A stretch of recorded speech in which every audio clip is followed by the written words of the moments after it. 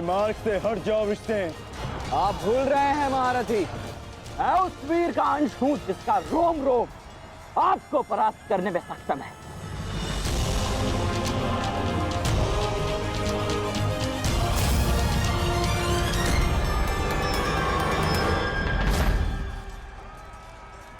हम यहाँ युद्ध करने आए हैं और मैं अपने पिता को यह वचन देकर आया कि रणभूमि में मैं उनकी कमी की अनुभूति किसी को नहीं होने दूंगा। मेरे मार्ग से हट जाओ विष्णु। मैं तुम पर प्रहार नहीं करना चाहता और ऐसा करने के लिए मुझे विवश मत करो। आप द्वंद्व कम और बातें अधिक करते हैं।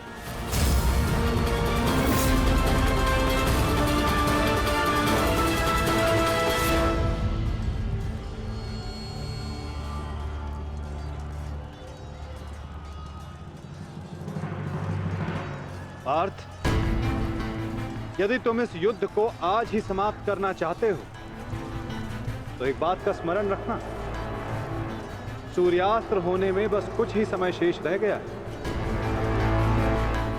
अपने सामने खड़ी बाधा पर प्रहार करो पार्थ।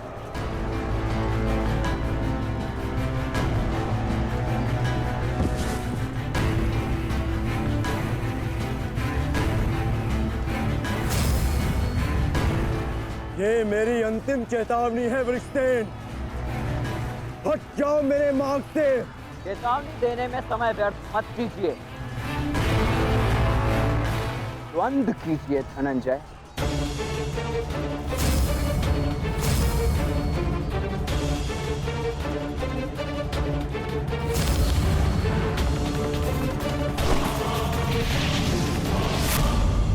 विष्णु,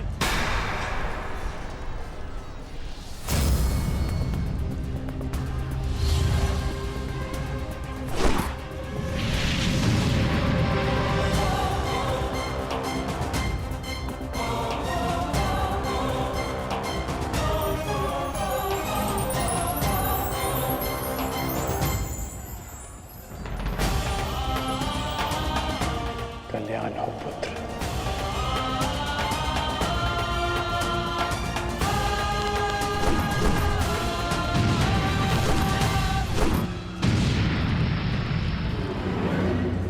तुम्हारा पुत्र तुम्हारे ही भांति कुशल योद्धा है कर्ण।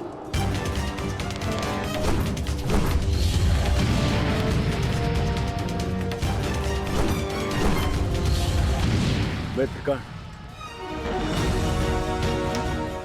आज तुम्हारा पुत्र वो कर रहा है जिसमें तुम्हें गर्व होगा।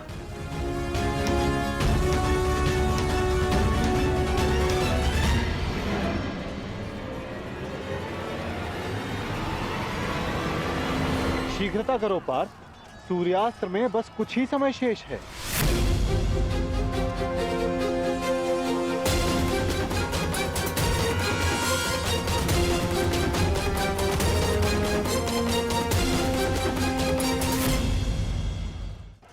शीघ्रता करो पार्थ, सूर्यास्त्र में बस कुछ ही समय शेष है।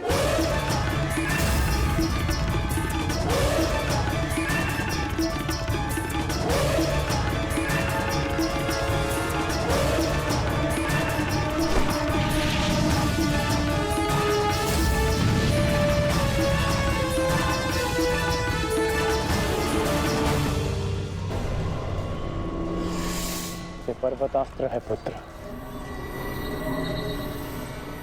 मुष्टिकास्त्र का प्रयोग करो।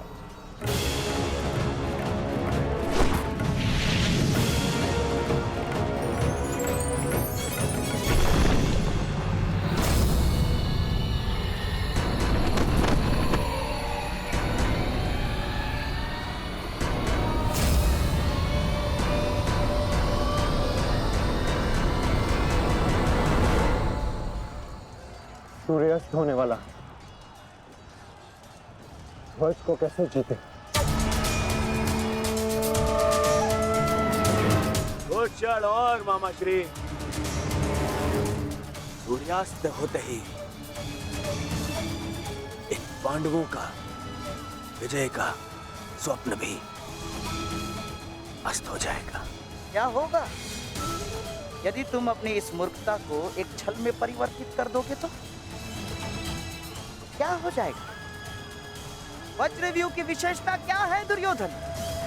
प्रहार, केवल प्रहार, परंतु रक्षा में असक्षम। जरा देखो दुर्योधन, सभी योद्धा अपने राजाओं के साथ आक्रमण में व्यस्त हैं।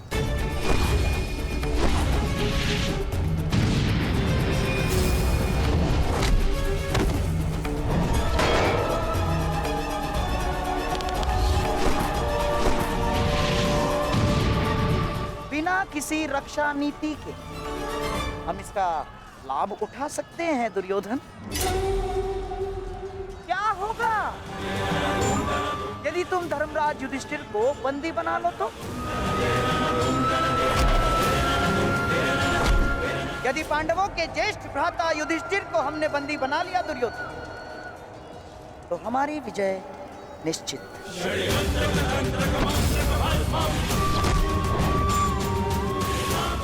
साम दाम दंड भेदे अस्माकं विजयं निश्चितम्। अस्माकं विजयं निश्चितम् दुर्योधन। आपका विचार उत्तम है मामाश्री।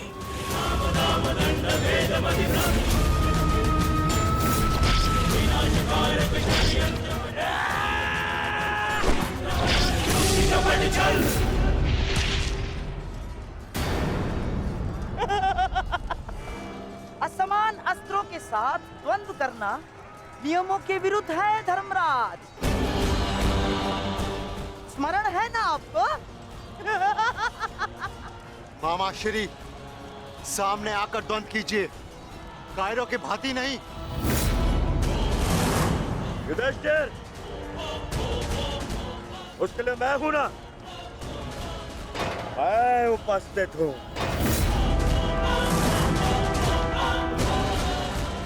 यदि तुम युद्ध चाहते हो तो मैं तत्पर हूं।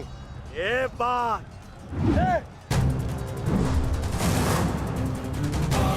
परंतु स्मरण रखना, तुम्हें परास्त करने का अर्थ यह है कि इस युद्ध पर मेरी विजय हुई, और इसकी विपरीत परिस्थिति का भी यही परिणाम होगा भ्राता दुर्योधन। अवश्य।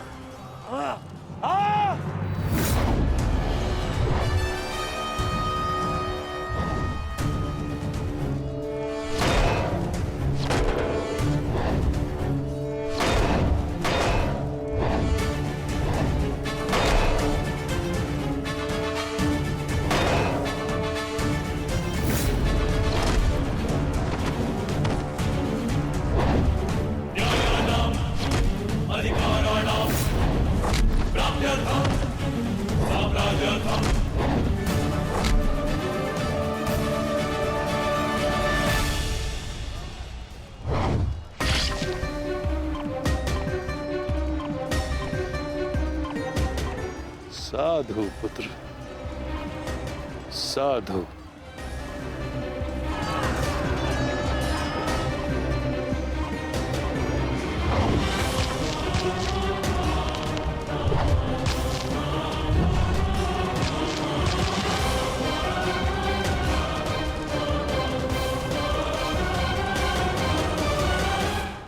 आशा है कि इस युद्ध के पश्चात तुम जैसा योग्य और वीर राजा हस्तिनापुर को मिलेगा।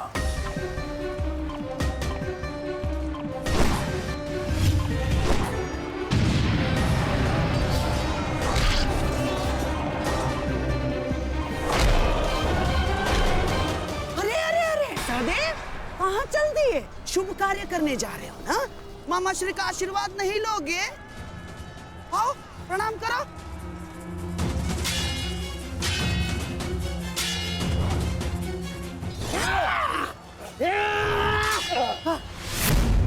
षड्यंत्र रचते समय आपकी तलवार जैसे जीप तो बहुत चलती है, मगर आज आपकी तलवार कैसे फिसल रही है मामा श्री?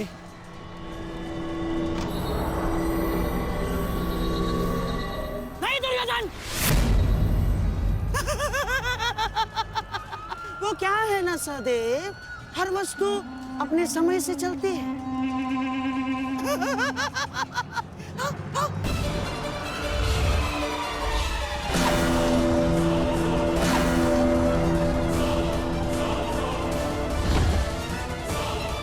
सावधान पुत्र,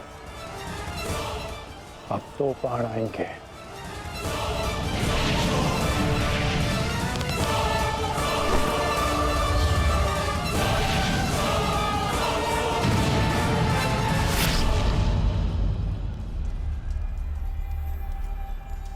से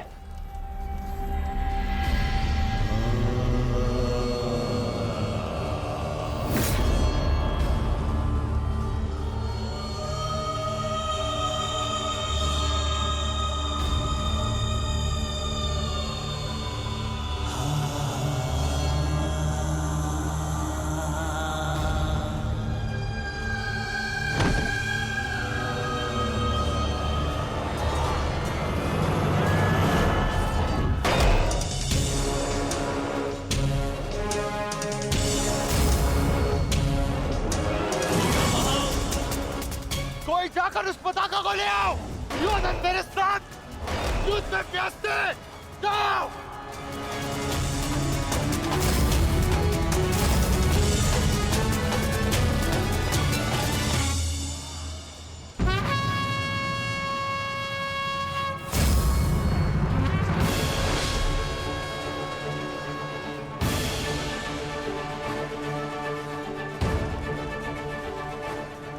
केवल तेरी अंतिम चीखें सुनेंगे युधिष्ठिर, अंतिम चीखें।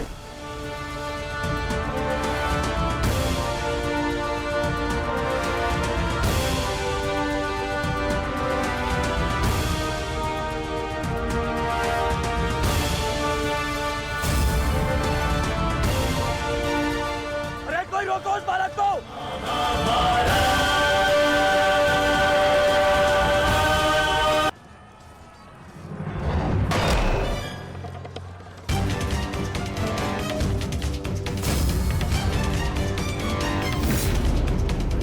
जाकर उस पताका को ले आओ। योधन मेरे साथ युद्ध में प्यासे जाओ।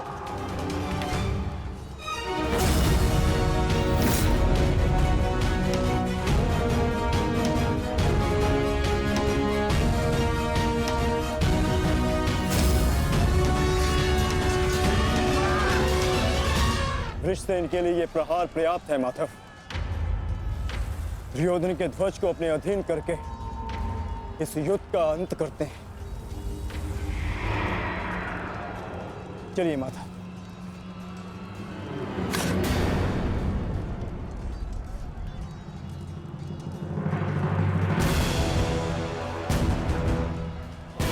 महारथी अर्जुन, द्वंद्व भी शेष है।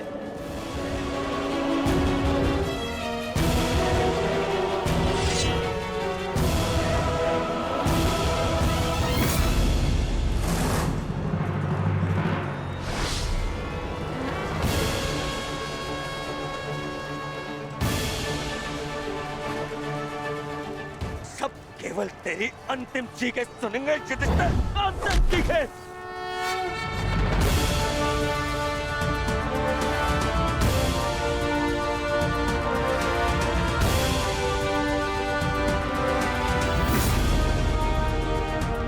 भागो उस पर!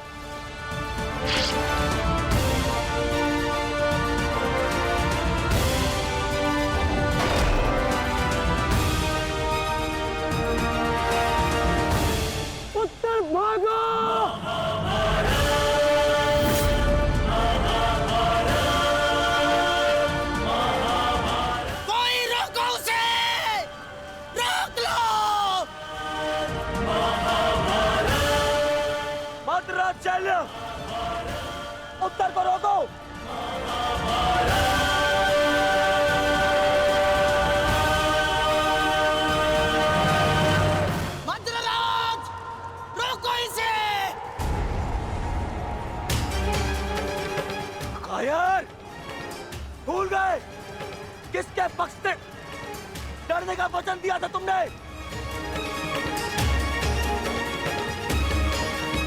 नहीं भूला मैं।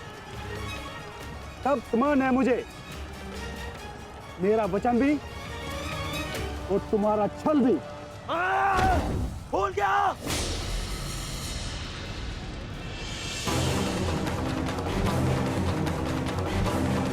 शल्य, ये क्या कर रहे हो तुम? भविष्य में संसार तुम्हारे साथ साथ पूरे मद्र राज्य को विश्वासघाती समझेगा। तू है तुम पर। अरे तुम प्रहार करो उस पर। ये तो एक केवल बालक है। यदि तुमने प्रहार नहीं किया तो आज हार के कारण तुम हो गए। प्रहार करो।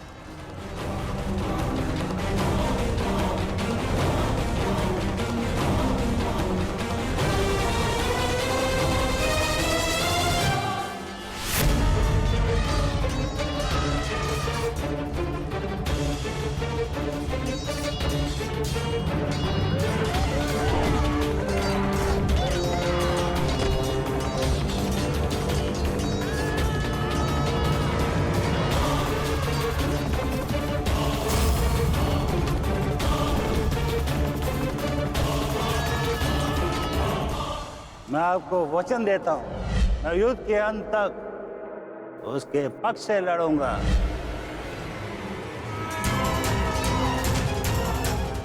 यदि तुमने प्रहार नहीं किया तो आज हार के कारण तुम हो गए।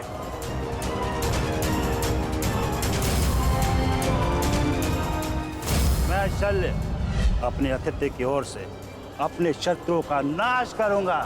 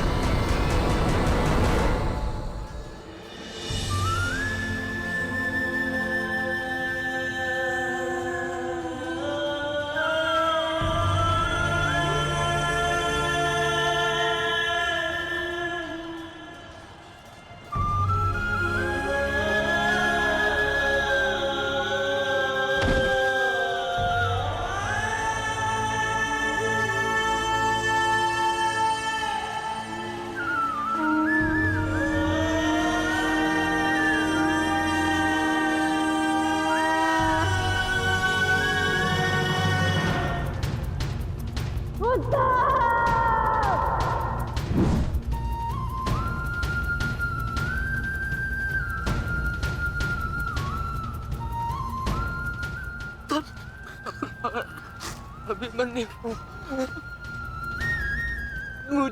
मुझे क्षमा कर दो।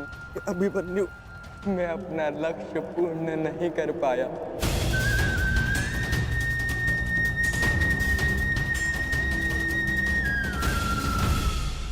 मुझे क्षमा कर दो कि मैं बाकी योद्धाओं के भांति वीर नहीं हूं।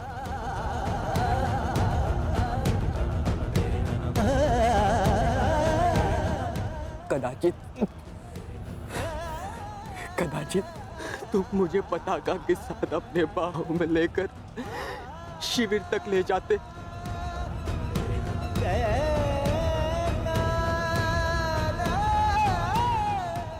मेरा पक्ष ऊंचे स्वर में कहता, वीर उत्तर की जय, वीर